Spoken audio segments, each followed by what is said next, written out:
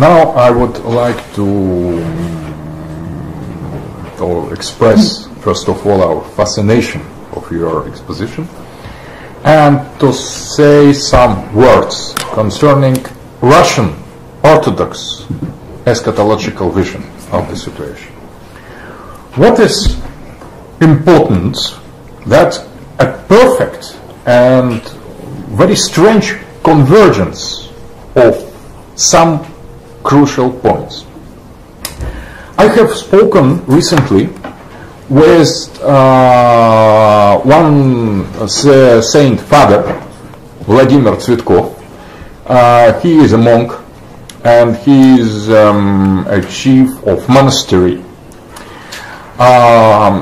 who belongs to the tradition of the elders of the starets, Russian starets, and he was introduced in the Orthodox eschatology, Russian eschatology, and I have asked him to name the most important points of this eschatology. So, according to him, all the starets, all the elders of Russian Orthodox Church prophesied the spiritual renaissance, rebirth of Russian Christian tradition after the time of Bolshevist or Antichrist oppression. So what now we are witnessing of a fulfillment of the tradition that was made before Bolshevists, but they were more or less identified, their rule was foreseen, and the end of this rule was predicted. What should go next? Rebirth of Orthodox Church and the rebirth of Russia. At the same time, 2 points were after that, 3 points. The wars and with the great suffering of the Russia, and also the many challenges to Moscow and many damages that we will suffer. So very devastating wars waged against us in the future. After reconquest of the Constantinople, precisely that the elders of Russian Orthodox Church affirm that Russia will conquer Constantinople and free Hagia Sophia and restore it as Christian cathedral. But that will be in the animosity against Western Christianity that is recognized as a kind of fallen branch of our church. So it is all concerns only Orthodox Eastern Christian tradition. And the last thing, that was the great war against Israel and the reconquest of Constantinople. So there are not Muslims mentioned expressly, but that rebirth of Christendom in Russia, reconquest of Hagia Sophia in Constantinople, and the war against Pax Judaica. And in all these predictions, the rule of the international Jewry was recognized as the sign of the end of the time and as the representation of the rule of the Antichrist. So there is perfect convergence with what you have said, and that is also quite opposite to what Salafi Muslims affirm, because they are for alliance with the West and against so-called Russian oppression against Muslim minority. So we have two global visions, not one Christians, the other Muslims, but two global visions, one Muslim Christian that you defend and we defend, and the other Muslim Christian vision that is defended by Westerners, the Zionists, and the Jews. So you have promptly pointed out that the idea of the Jews is not all of them. No. So, and that gives the possibility to regard the third monotheistic phase as double. So they are part of the Jews. There will be, I think that major part of the Jews will be on other That's right.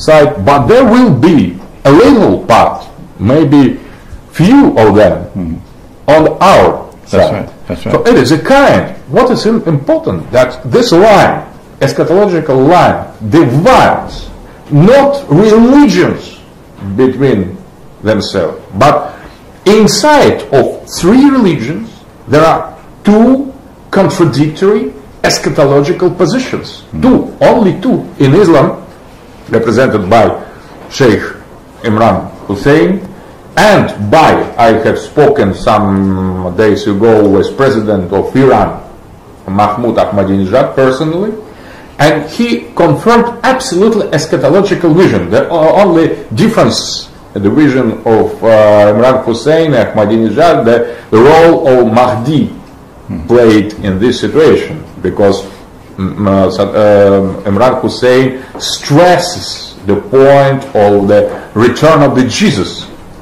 and the Iranian stress the point of return of Mahdi. That is difference. But geopolitically speaking, that is absolute convergency between Iranian eschatology and eschatology expressed by Syekh Imran Hosein.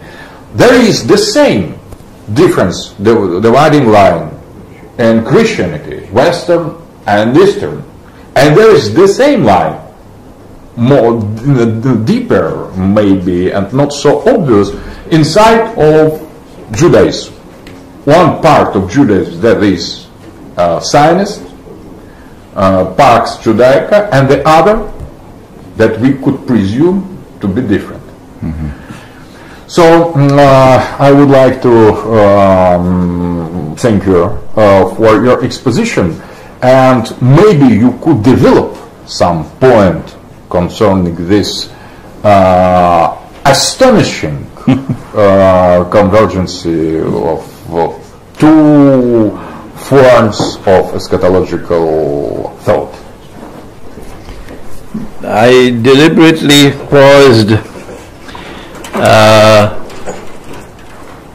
when I suggested that perhaps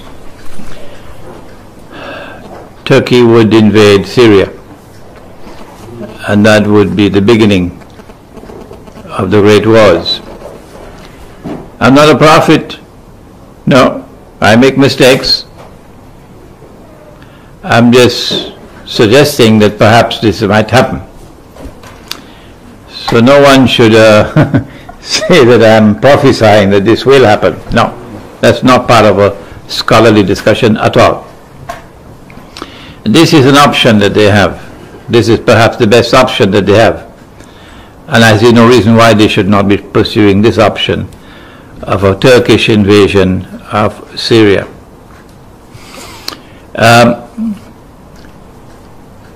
A Turkish invasion of Syria would not only be for the purpose of trying to bring about regime change in Syria.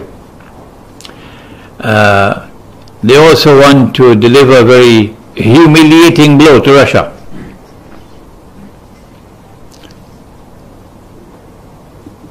If Russia loses Syria, Syria has a defense treaty with Russia. It's an ally of Russia, not like Libya. And if Russia loses her naval base on the Syrian Mediterranean coast, and it is replaced with a NATO base, the loss of face for Russia would be strategically disastrous. There would be military implications as well, but I'm not a military strategist to be able to dwell on that point. I think the master plan which the Ottoman pursued and which the Salafis are now pursuing after the Ottomans is to drive a wedge as deep as they can possibly drive between the world of Islam and Rome. That's why the Ottoman Empire did so many things that it did in enslaving Christian women, and then they became members of the harem. Ottoman sultans never married, because if they married, their wives would have rights and the children would have legal rights, but slaves don't have rights. So they had only slaves, and they were all Christian women. I think one was a Russian, the wife, the concubine of Suleiman. They took Christian boys, which again is shameful for us, and converted them to Christianity, to Islam. This never happened in our history. Never, never, never. The Quran expressly prohibits. There is no compulsion in religion. And then these boys, having been converted to Christianity, were brought up to become the elite Janissary fighting force which protected the Sultan himself. And so the Ottoman sultans did not trust their own people.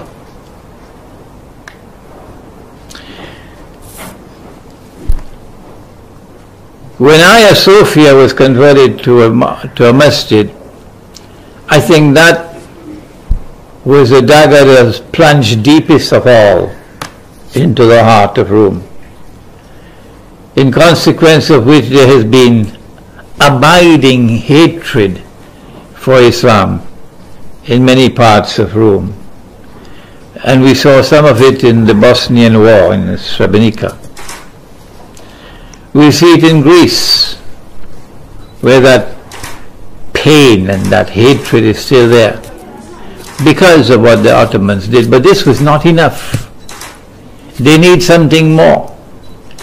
So if they bring about regime change in Syria, sadly I have to say, the world will have to expect a slaughter of the Christians of Syria at the hands of the Salafi. And they're not going to be slaughtering the Christians because of any enmity with the Christians of Syria. I think the Christians of Syria will be slaughtered in order to drive the deepest wedge of all between the world of Islam and Rome. And this is why Syria is so important, and we are grateful to Russia that Syria has not become another Libya. We put a question mark behind Russia, another question mark behind China over what happened in Libya. And one day probably Russia will explain to us what happened. Why did Russia and why did China sacrifice Libya the way they did? But Russia has stood up in Syria, and because of that military stance of Russia, so far Syria has not fallen. But if Turkey attacks Syria, then the game changes, because Iran will then become part of the war. Iran will not stand idly by, and Russia will then have to accept that its historic moment, its moment in history has arrived. Russia will not be able to fold its arms and stand idly by if Turkey attacks Syria. Perhaps Christian eschatology may want to speak and recognize a Turkish attack on Syria to be the opening round for the eventual conquest of Constantinople. And so I expect the great wars are going to now commence one after the other.